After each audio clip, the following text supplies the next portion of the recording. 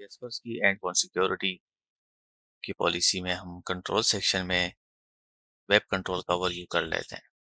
Web control जो है इसका काम ये है कि ये आपके सिस्टम पर जो भी एंड पॉइंट पर HTTP और HTTPS का ट्रैफिक चल रहा है, URLs वगैरह, ये उनको कंट्रोल कर रहा होता है। ठीक है, इसके लिए क्या है कि आप यहाँ पर रूल्स क्रिएट करते हैं। रूल्स क्रिएट करने के लिए हम क्या करते हैं कि अगर फॉर एग्जांपल मुझे फेसबुक को बंद ब्लॉक करना है तो मैं यहाँ पर रूल क्रिएट कर देता हूँ, नाम दे देता हूँ फेसबुक ब्लॉक।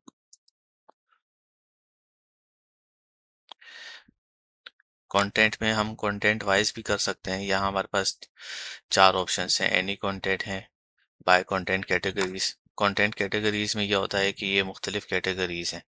अगर आप किसी इसको कैटेगरी वाइज करना चाहें तो वो भी कर सकते हैं। लेट सपोज अगर मैं यहाँ सोशल नेटवर्क्स कलेक्ट करके रूल क्रिएट करूंगा तो क्या होगा कि ये रूल जितनी भी वेबसाइट सोशल नेटवर्क्स में बिलोंग कर रही होंगी, फॉल कर रही होंगी, वो ब्लॉक होने शुरू हो जाएंगी।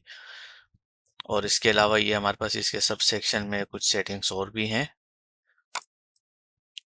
जो हम रूल्स क्रिएट करते हुए देख सकते हैं। मैं आपको इसका ओवरव्यू भी करवा देता हूँ। कंटेंट कैटेगरीज का मैंने आपको बता दिया कि ये कैटेगरीज हैं। इसमें से आप जो भी कैटेगरी लेंगे उस कैटेगरी पे जब कोई भी ऐप बिलोंग करेगा तो उसके ऊपर पॉलिसी लग जाएगी। अगर आप डेटा के हिसाब से करना चाहते हैं पॉलिसी तो ये उसकी फॉर्मेट्स हैं, video, sound files, executable files, इस तरह से भी आप पॉलिसी लगा सकते हैं। चौथा ऑप्शन हमारे पास है by content categories and types of data. इसमें क्या होगा कि कंटेंट की कैटेगरी और उसके साथ दोनों का हाइब्रिड एक रूल क्रिएट हो जाता है इस तरह से। जैसे कि अगर आप ये चाहते हैं कि सोशल नेटवर्क्स में से जो वीडियो की कैटेगरी हो सिर्फ उसको मुझे कंट्रोल या ब्लॉक लगाना है तो वो आप यहाँ से कर सकते हैं। इस तरह से हाइब्रिड भी रूल क्रिएट हो सकता है। इसके अलावा इसके जो सब सेक्शन के सेटिंग्स हैं उसमें क्या है, अप्लाई टू एड्रेसेस। इसमें क्या सेटिंग होती है कि अगर आपने इंडिविजुअल एड्रेस पे करना है तो आप इंडिविजुअल पे भी कर सकते हैं, अगर आप सब एड्रेसेस पे करना चाहते हैं तो भी कर सकते हैं। अप्लाई टू यूजर्स में आपके पास ये ऑप्शन है कि आपने अगर किसी स्पेसिफिक यूजर को ये पॉलिसी लगानी है तो वो भी कर सकते हैं और ऑल यूजर्स पे भी लग सकता है। अगर आपने स्पेसिफिक यूजर हमें स्पेसिफाई करना पड़ेगा, चाहे वो हमारा एक्टिव डायरेक्टरी का है या लोकल है, जिस तरह का भी यूजर है उस तरह से यूजर के ऊपर भी लगा सकते हैं।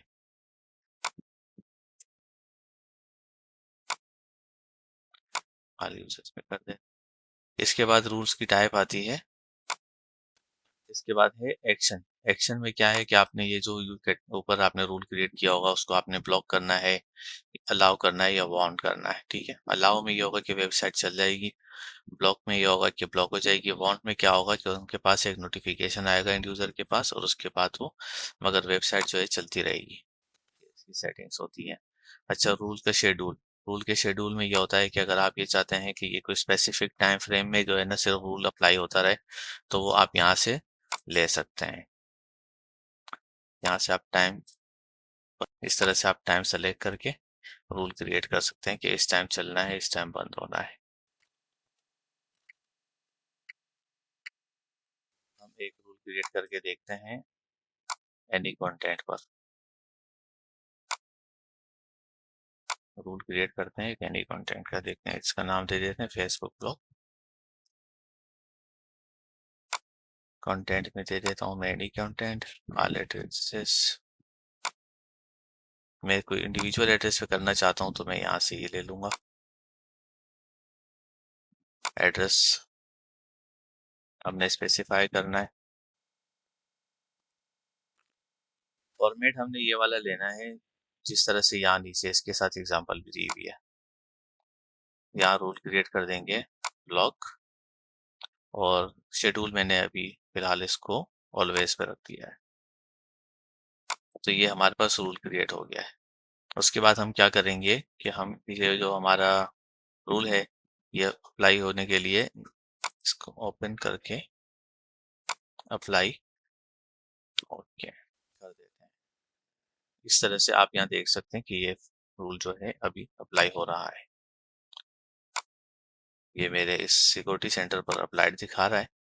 तो यहाँ हम चेक कर लेते हैं। इस तरह से आपके पास जो एंड यूज़र होगा जब पॉलिसी अप्लाई हो जाएगी उस मशीन पर, तो इस तरह से आपके पास ब्लॉक का इवेंट आ जाएगा। इसके बाद आप यहाँ से रिक्वेस्ट एक्सेस अगर एंड यूज़र को आपने किया हुआ है तो वो भी कर सकते हैं। रिक्वेस्ट एक्सेस करेंगे तो ये हमारे लैन एडमिनिस्ट्रेटर के पास मैसेज चला जाएगा। ये यहाँ पर अभी इवेंट फेच होने में थोड़ा टाइम लग रहा है, यहाँ पर आपके पास आ जाता है रिक्वेस्ट फ्रॉम एंड यूजर्स का जो ऑप्शन है वो यहाँ आ जाता है। अब मैं आपको इसका मजीद ओवरव्यू करवा देता हूँ। कंट्रोल्स वेब, ये इसका टेम्पलेट है, ठीक है। ये वो टेम्पलेट है जो आपके एंड यूजर के पास वार्निंग के सूरत में नजर आएगा। मैसेज अबाउट ब्लॉकिंग में आप यहाँ पर कि आपको क्या एंड यूजर के पास किस तरह का यूआरएल खुलना चाहिए, जैसे हमने यहाँ पर ये एक अपने पास फेसबुक ओपन किया था, तो इस तरह से आ रहा है, ठीक है। अगर हम इसको मॉडिफाई करना चाहें इस मैसेज को तो ये भी यहाँ से हो जाएगा। और वो जो एडमिनिस्ट्रेटर हमें एक जो सेंड टू रिक्वेस्ट वाला ऑप्शन था, वो जैसे यहाँ पर आ रहा था आपके पास ये वाली ऑप्शन, ये जो मैसेज है इसकी सेटिंग हम यहाँ से कर सकते हैं या मॉडिफाई भी कर सकते हैं। ये आपको नजर आ रहा होगा, ये सारा मैसेज वही वाला है जो कि हमने यहाँ पर डिफाइन किया हुआ है पहले से। इसका टेम्पलेट होता है, ये आप हम यहाँ से इसकी सेटिंग चेंज कर सकते हैं। एडवांस सेटिंग का सेक्शन देख लेते हैं। एडवांस सेटिंग में एडवांस सेटिंग के क्या ऑप्शन इसमें मौजूद है, यहाँ से हम क्या करेंगे, अगर हमें अलाउ ट्रैफिक को भी अपने पास मॉनिटर करना है तो उसके लिए हम उसके अगर आप अलाउ ट्रैफिक के भी लॉगिंग करना चाह रहे हैं तो उसके लिए आप यहाँ से कर सकते हैं ये चेक मार्क।